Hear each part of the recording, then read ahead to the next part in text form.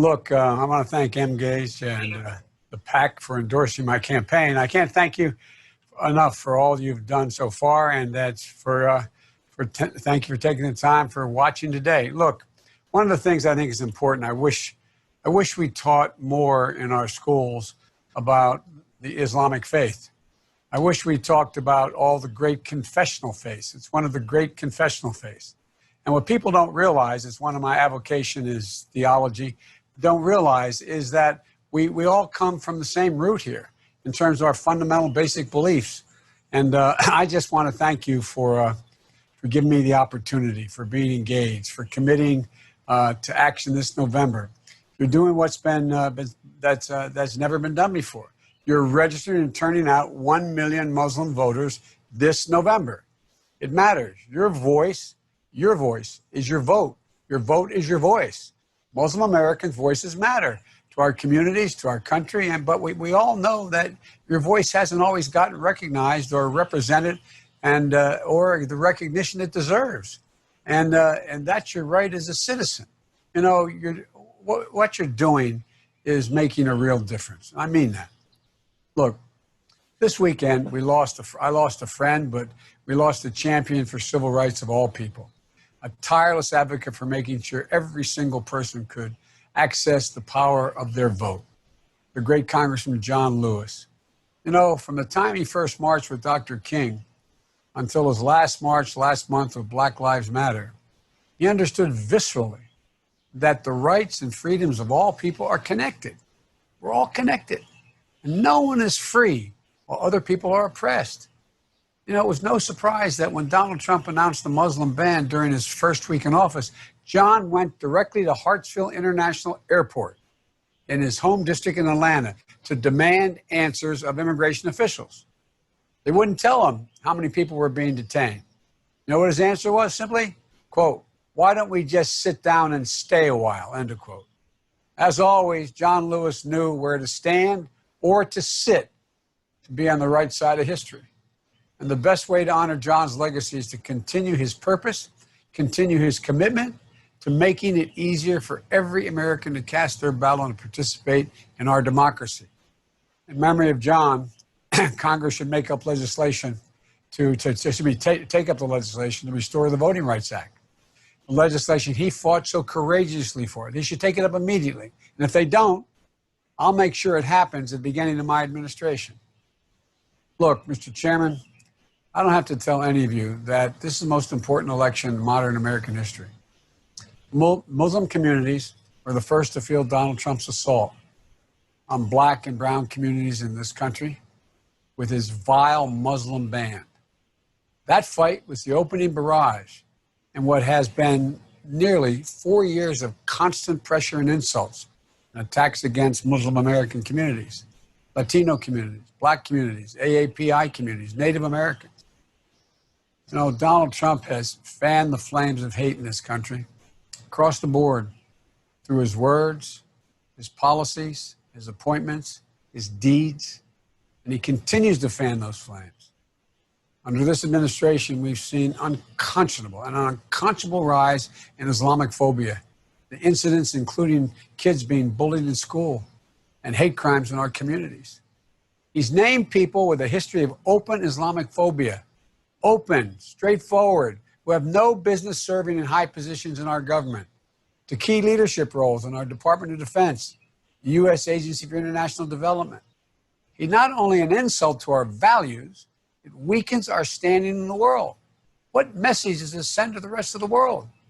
We have led the world not just by the example of our power, but the power of our example. And he's making a mockery of what we stand for. We can do something about it. And I'm here today to ask you to join me in a fight to rip this poison from our government root and stem, or as the famous case said, root and branch, starting by making Donald Trump a one-term president this November. But I'm not just asking for your support because the alternative is unthinkable. I want to earn your vote, not just because he's not worthy of being president.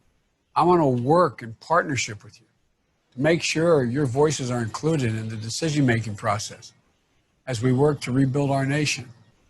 We can't just build back to where we were before Donald Trump took office. We have to build back better. Right now, we're facing a trio of urgent crises in this nation. A public health crisis, as this pandemic is heading in the wrong direction. An economic crisis, with millions of Americans out of work and small businesses struggling to survive. And a racial justice crisis. A long overdue national reckoning about the way our country has treated blacks, browns, Native Americans, and I know Muslim Americans feel that too, especially black Muslims. You know, these come on top of a looming climate crisis, deep-seated economic inequities that have too long divided this country, rewarding those at the very top while working class folks have to work harder and harder just to stay where they are. You know, there's not a single one of these issues where Muslim Americans don't have a critical stake in our ability to deliver solutions and real results. There's not one of these issues where Muslim Americans aren't essential to our success.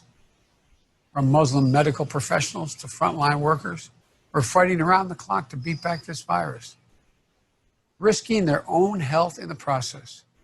For the Muslim small business owners who are the pillars of their community, that have worried about how to keep their doors open. The Muslim CEOs are keeping people on the job and keeping our country running, like Pioneer Service outside of Chicago, which retooled during COVID-19 from making auto parts to manufacturing ventilators. And to the Muslims who have suffered abuse and discrimination or worse because of their faith, color of their skin, those working to advance social justice every single day. All those Muslims who have served in the United States military, who have committed to do so and continue to do so today. I'll be a president who recognizes and honors your contributions. And these contributions go back, by the way, to our founding. I'll be a president who seeks out and listens to and incorporates the ideas and concerns of Muslim Americans on everyday issues that matter most to our communities. That will include having Muslim American voices as part of my administration. If I have the honor of being president, I will end the Muslim ban on day one. Day one. And I'll work with Congress to pass hate crimes legislation like the Jabbar Hire No Hate Act and end racial and religious the End Racial and Religious Profiling Act. I'll be focused on issues that matter to all Americans. Getting the virus under control, addressing health disparities, working to expand access to affordable, high-quality health care by protecting and building on Obamacare with a public option. And I promise you I'll make historic investments to revitalize our economy by strengthening American manufacturing and the supply chains, and by making sure American workers have an opportunity to join a union and earn a real living wage. I like to make sure that all our children are prepared and equipped to succeed in the 21st century. An economy has to change and get better by making critical investments in our teachers and our schools. We're going to triple the funding for schools in low-income areas. We're not going to leave schools and child centers on their own to figure out how to keep educators and students safe during a pandemic. And we're going to restore American leadership around the world, starting by putting our democratic values and our diplomacy at the center of our foreign policy again. You know, I won't be writing any love letters to dictators. I won't fail to speak out against the abuses of human rights, including targeting for violence, prosecution of Muslim minorities around the world. I have, and I'll continue to speak out for the Uyghurs and Rohingya. I'll work to close those god-awful policies. I'll work to close in close cooperation with our partners to meet the moral demands of a humanitarian crisis in Syria, Yemen, and Gaza. I'll continue to champion the rights of Palestinians and Israelis to have a state of their own, as I have for decades, each of them a state of their own. But we're not going to be able to do any of this if we don't win in November. That's why this event and your involvement is so critical.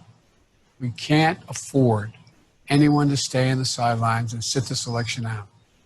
We need you.